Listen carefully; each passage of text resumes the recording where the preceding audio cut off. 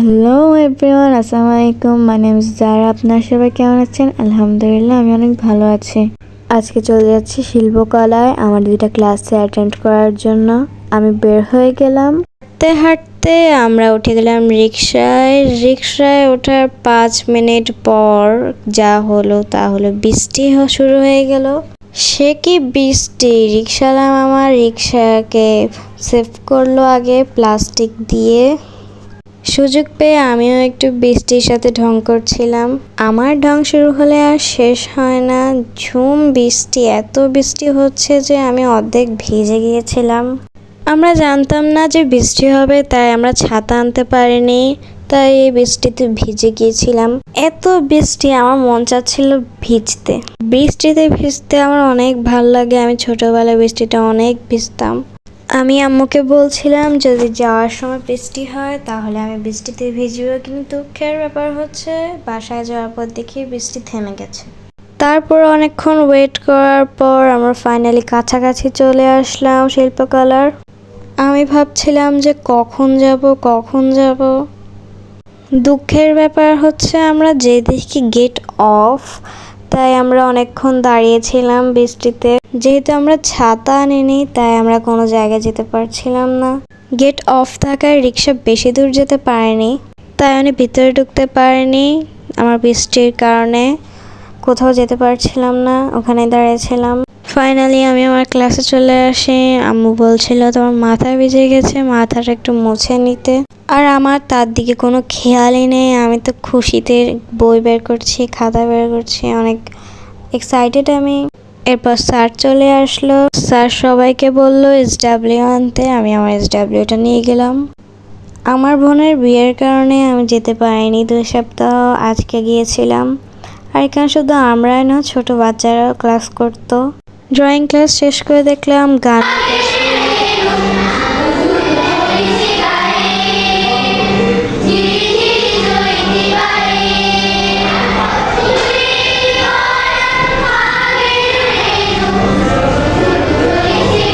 গানটা দেখে আমার খুব ভালো লাগলো, তো তখন আমি দাঁড়িয়ে গান দেখলাম।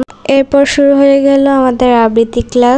স্যার আমাদেরকে ফার্স্টে অনুশীলনগুলো শিখিয়ে দিচ্ছিল।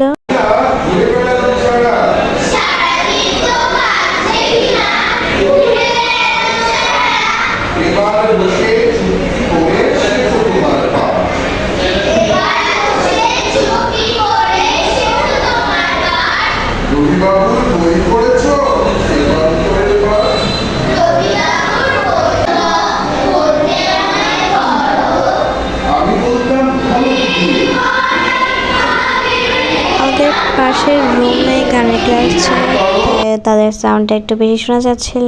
আর আমি আবৃত্তি ক্লাস করে বাইরে বের হয়ে গেলাম। আমার ছুটি হয়ে গেছে। আর বাইরে বের হয়ে দেখলাম বৃষ্টির কারণে সবাই কাদার মধ্যে ফুটবল খেলছে। দেখতে মাশাআল্লাহ অনেক সুন্দর লাগছিল, তাই দাঁড়িয়ে দাঁড়িয়ে দেখলাম। শিল্পকলায় সপ্তাহে 2 দিন ক্লাস থাকে ড্রয়িং, আর 2 দিন ক্লাস থাকে আবৃত্তির ক্লাস থাকে 2 ভাগে ভাগ করে। একটা ক শাখা একটা খ শাখা দেওয়া হয়েছে। আমি এখন খ শাখায়, তাই 2 দিন থাকে আমার ড্রয়িং ক্লাস আর 1 দিন থাকে আবৃত্তি ক্লাস। এরপর আমি সুপার মার্কেটের দিকে রওনা দিলাম, কারণ আমার কিছু জরুরি জিনিস লাগবে ড্রয়িং এর জন্য, কালার পেন্সিল। এর জন্য আমি মনে করেছিলাম বুক পয়েন্ট 4 তলায়, তাই আমরা ফার্স্টে উপরে চলে গেলাম। তারপরে বোকা হয়ে আবার নিচে চলে আসলাম। আম্মুর কথা না শুনে পাকনামি করতে যে ধরা খেয়েছি আমি। এরপর খুঁজে বের করলাম বুক পয়েন্ট। ফাইনালি আমরা বুক পয়েন্টে চলে আসলাম। খুঁজতে থাকলাম আমার জরুরি জিনিসগুলো। আর এখানে খুব সুন্দর সুন্দর রাবার ছিল। এই দোকানে প্রয়োজনীয় সবকিছুই পাওয়া যায়। ওনাদেরকে জিজ্ঞেস করলাম কালার পেন্সিলের কথা, তো ওনারা আমাকে কালার পেন্সিল বের করে দিল। আমি এখনো ভেবে পাচ্ছি না, তাই বলে ওনাকে বলছি এটা দেখান একটু, ওইটা দেখান একটু। ফার্স্টে আমি সবগুলোকে একটু দেখে নিচ্ছিলাম। এতগুলো পেন্সিল বক্সের মধ্যে আমি কিছুই খুঁজে পাচ্ছি না যে আমি কোনটা নিব। তো ফাইনালি আমার চোখে একটা পড়ে, তো পরে আমি ওটাই নিয়ে নিই। উনি আমাকে বলছিল এটা খুলে আপনি চেক করে দেখতে পারেন, তো আমিও যে কথা সেই কাজ, একটু চেক করে দেখলাম এখানে সবগুলো আমার প্রয়োজনীয় কালার আছে কিনা। পরে দেখি না আমার প্রয়োজনীয় সবগুলা কালার আছে, তো আমি ওনাকে বললাম আচ্ছা আঙ্কেল আমাকে এটা দেন। এরপর ভাবলাম জ্যামিতি বক্সের কথা। পরে আমরা জ্যামিতি বক্স খুঁজছিলাম আর এখানে খুব সুন্দর সুন্দর ব্রাশ ছিল। আমি আম্মুকে বলছিলাম যে ড্রয়িং এর পরের ধাপে আমাকে জল রং দিয়ে আঁকতে হবে, তো আমার ওই সময় এগুলো লাগবে। আর এখানে খুব সুন্দর সুন্দর কিচেন ছিল, আমার কাছে এগুলো অনেক ভালো লেগেছে। আর আমি ওনাকে বললাম যে আমাকে একটু এই জ্যামিতি বক্সটা একটু বের করে দেখান, তো উনি আমাকে খুলে দিল। আমি একটু দেখলাম, তো আমি বললাম ঠিক আছে আঙ্কেল আমাকে এটা দিন। এরপর আমি এটাও নিয়ে নিলাম। আমি একটা সফট রাবারও নিয়েছি আর উনি আমার এগুলাকে চেক করে দিচ্ছিল। এরপর আমি একটু ঘুরে ঘুরে দেখছিলাম, এখানে খুব সুন্দর সুন্দর ছোট ছোট খুব সুন্দর জিনিস আছে। তারপর কাজ শেষ করে বাসা চলে আসলাম। আর আজকের ব্লগটা এই পর্যন্তই ছিল। আল্লাহ হাফেজ।